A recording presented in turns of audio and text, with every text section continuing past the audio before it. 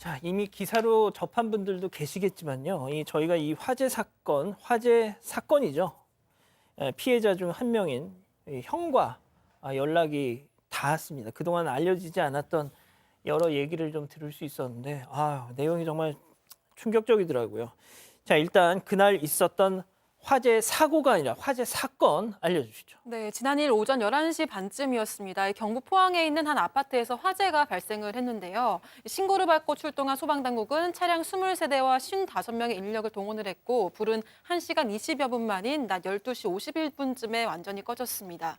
경찰은 아버지가 기름을 뿌리고 부탄가스를 터뜨리려 한다. 이런 큰아들의 최초 신고를 받고 출동했습니다.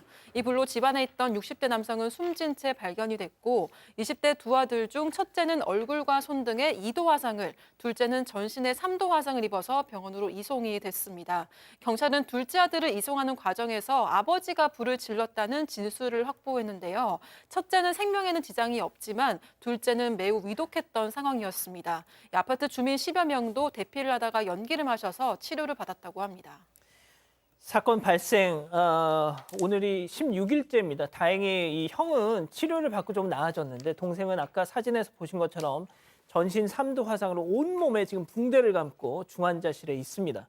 대체 그날 그 집에서 무슨 일이 있었던 건지 그 형에게 그날 얘기 직접 들어봤습니다. 아버지가 제 방문을 쓱 열더니 들어오셔가지고 아들 자나? 하고 물어보시더라고요. 네, 자요? 하고 집에서 나가셨어요. 그때가 오전 8시 한 1, 2분 이때쯤인데 기름을 가져오셔가지고 저희 집안 구석구석 다 뿌리시고 제 동생이 안방에서 자고 있었어요. 동생한테까지도 직접적으로 뿌린 거예요. 그때 놀래가지고 동생이 있겠다고는 하는데 현관 쪽으로 바로 뛰어갔죠. 저는 현관 바로 옆에 있는 작은 방에서 자고 있었거든요. 다행히 제 동생 비명 소리를 듣고 거의 1, 2초밖에 안 되는 시간 만에 탈출을 했고 대문 앞에 소화기가 있는 걸 발견을 해가지고 동생 불을 꺼주고. 자, 박 교수님, 이 화재 사고가 아니라 방화 사건입니다. 네, 방화 사건이에요. 아들들을 살해하겠다는 의도가 확실했던 것으로 보입니다. 왜냐하면 지금 설명 들었듯이 이 첫 큰 아들은 자냐라고 물어볼 때 잔다라고 얘기를 하고 잠이 들었는데 좀 있다가 둘째 아들의 미쳤어라는 이제 말을 듣고 형도 깜짝 놀라서 깬 거예요. 그래서 나가서 이제 방문을 열고 보니까 아버지는 본인의 몸에 기름을 부었고 둘째 아들의 몸에도 기름을 부은 겁니다. 근데 둘째 아들도 누워 있다가 맨 처음에는 물이 얼굴에 닿나? 라는 생각이 들었는데 그게 이제 입으로 들어가면서 이게 큰일이고 기름이구나 라는 생각이 들어서 깜짝 놀라서 뛰어나왔어요. 근데 이미 옷에 불이 붙었고요. 그것을 보고 큰아들이 그 옆에 있던 소화기로 이제 끄려고 시도했지만 이제 화상이 굉장히 심각한 상황입니다. 도대체 그 아버지라는 사람은 도대체 왜라는 질문을 안 할 수가 없습니다. 네, 이 사건의 배경에는 사업 그리고 금전, 돈 문제가 있었는데요. 형에 따르면 아버지가 그동안 여러 건의 사업을 했는데 가장 최근에 했던 게 음향 장비 관련 사업입니다. 그런데 잘 되지 않았어요. 그런 상황에서 무리하게 확장을 했습니다. 이게 화근이 됐는데요.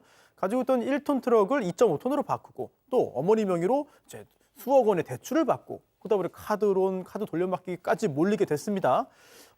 한 달에 버는 돈이 약 300만 원 정도였는데 대출 이자만 250만 원이 나간 거예요. 나머지 50만 원으로 내 식구가 살게 됐던 것이죠. 심지어 친척들한테 빌린 돈이 또 엄청 많았습니다. 감당이 안 되잖아요. 그러다 보니까 가족들이 이거 좀 해결을 하자. 차도 팔고 회생이나 파산해야 되지 않겠느냐? 라고 얘기를 했지만 아버지는 아니 잘 갚고 있는데 왜 그러냐? 라면서 계속 고집을 부렸습니다. 결국 어머니는 계속 이제 일을 해야 되는 상황이었고 또 첫째, 형은 아르바이트 하면서 독립 준비했고 그리고 둘째 동생은 2달 전에 해군에서 전역을 했거든요. 전역한 다음에 내년 3월에 학교 복학을 앞두고 있던 중에 이런 끔찍한 일이 벌어지고 말았습니다.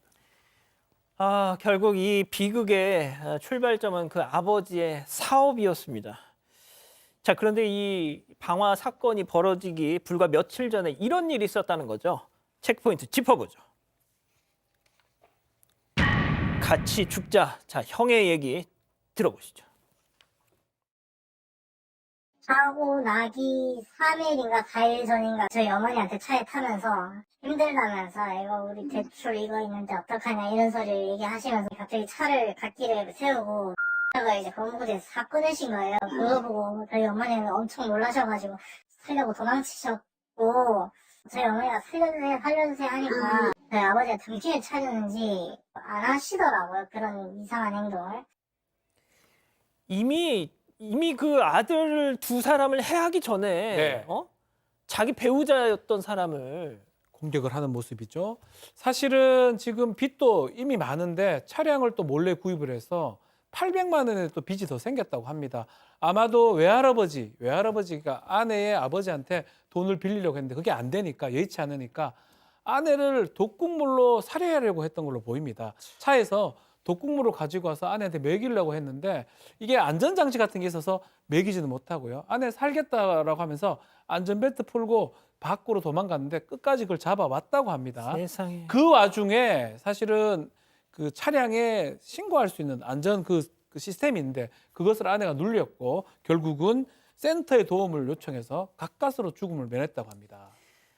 이혼한 전 부인을 죽이려고 하다가 그게 안 되자 결국 두 아들이 있는 집에다 불을 낸 건데요. 자, 바로 그 방화 사건이 벌어지기 전날에는 아버지란 사람이 이 동생이 시킨 뭐 치킨도 먹고 술도 한잔하고 뭐 여느 때와 다름없는 모습을 보였다면서요. 네, 맞습니다. 약 6개월 전에 부모님은 이혼을 했고요. 이 독극물 사건이 있긴 며칠 전에 어머니는 아버지와 함께 살기 무섭다면서 집을 나갔었다고 합니다. 이 동생은 어머니와 지내다가 저녁을 하고 나서 잠시 아버지 댁에 머물렀던 상황이었는데요. 그리고 사건 하루 전날 밤에 형은 방에 있었고 이 동생과 아버지는 치킨을 시켜서 이제 술도 같이 먹었다고 합니다. 근데 이때 동생이 어머니가 아버지에게 전달해달라고 했던 메시지 내용을 보여줬는데요. 이 어머니의 메시지 내용은 이렇습니다. 자식들을 힘들게 하지 말고 빨리 일을 잘 해결해라. 그런데 빚을 해결해도 우리는 같이 살 수 없다. 이런 내용이었습니다. 그래서 아버지는 내가 죽을 죄를 지었다. 잘 살려고 했는데 안 됐다. 한 번만 용서를 구하겠다. 이런 내용으로 답변을 했고요. 그리고 다음 날 오전에 이 아버지가 집에 불을 지르고 사망을 한 겁니다. 이게 어머니에게 보낸 그 메시지가 마지막 유언이 된 셈이었습니다. 자, 저희한테 이렇게 그 인터뷰를 응해준 형은 그래도 조금 지금 괜찮습니다만 전신에 3도 화상을 입은 동생은 진짜 생사의 기로에 서 있습니다. 겨우 의식을 되찾아서 조금씩 회복은 되고 있는데 아직 전혀 안심할 단계가 아니라는 거죠. 자, 어떤 상태인지 형한테 더 들어봤습니다. 거의 뭐 이틀에서 3일에 한 번씩 피부 벗게 되는 수술을 하고 있다가 피부가 12월 20일에 도착을 해가지고 일단 수술은 그때 되는데 2달까지는 안전기간을 봐야 돼요. 기간은 거의 뭐 3년, 뭐 5년 진짜 길어질 수 있다고 들었어요. 의사 선생님도 장담할 수 없다고 얘기해 주셨어요. 동생은 이제 기부목이 너무 많아요. 아버지가 고이기 때문에 안 되는 게 너무 많아요. 지금 그냥 병원에서 지금 지내고 있는데 나가면 진짜 어디 나갈 데도 없어요. 자, 박 변호사님, 저는 진짜 이 네. 사건이 이해가 안 되는 게 보통 이런 자녀 동반 살해 네. 이런 사건들은 주로 미성년 자녀를 상대로 하거든요. 그렇죠. 힘이 약한. 네. 아, 근데 성인 자녀를 세상에. 그러니까 이거는 방화 사건도 아닙니다. 살인 사건입니다. 맞아요. 그리고 미성년 자녀라 그러면 사실은 이렇게 불 같은 거 이용하지 않습니다. 실제로 만약에 폭력을 행사한다 그러면 자녀들이 막아낼 겁니다, 아버지. 그렇죠. 그러니까 비굴하다고 해야 되겠죠.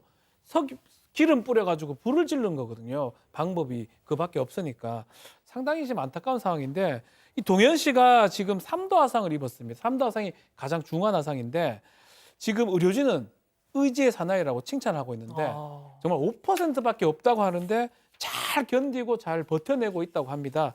다만 이제 좀 생존율 높이려면 자가 배양 피부 이식을 받아야 되는데 이게 건강보험 적용이 안 됩니다.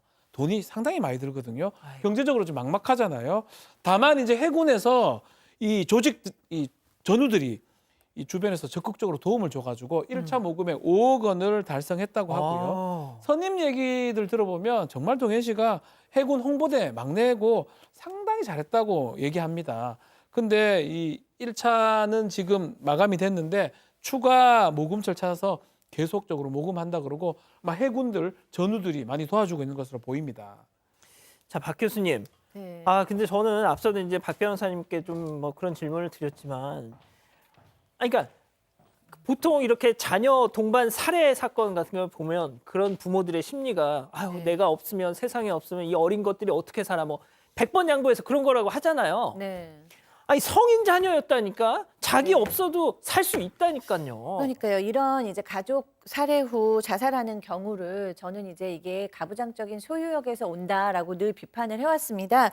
그런데 이제 그럼에도 불구하고 어린 자식을 세상에 아이들만 놓고 가는 그 마음에 대해서는 약간이라도 좀 이해가 안 되는 바는 아니었단 말이에요. 아이들이 고아원으로 가야 된다던가 뭐 엄마 없이 아빠 없이 사는 마음. 근데 이 경우는 지금 이런 참작해줄 내용이 전혀 없이 100% 소유물로 보는 거죠. 내가 죽으면 너희도 다 죽어야 된다. 아내도 당신도 죽어야 되고 그러니까요. 아이들도 죽어야 된다. 뭐 절벽에서 떨어뜨리려고도 하고 약도 먹이려고 하고 결국 방아로 이렇게 살해를 하려고 했잖아요. 이런 거는 정말로 박지훈 변호사님 얘기하신 것처럼 살인을 하고 살인 시도라고밖에 볼 수 없을 것 같습니다. 예, 알겠습니다. 일단 지금 뭐 이 손동현 씨 동생 예전에 이제 색소폰 신동으로 상당히 유명했다고 하는데 지금 나오고 있네. 그러니까 이 동생분이 어렸던 시절 저렇게 색소폰 신동으로 불리면서 참 뭐가 됐든 정말 기적처럼 소생해 주셨으면 좋겠습니다. 지금 많은 분들이 또 도움을 주셨고 주고 있지만 또 걔도 많은 또 도움이 필요하다고 하니까요. 여러 도움의 손길들이 이어졌으면 좋겠습니다.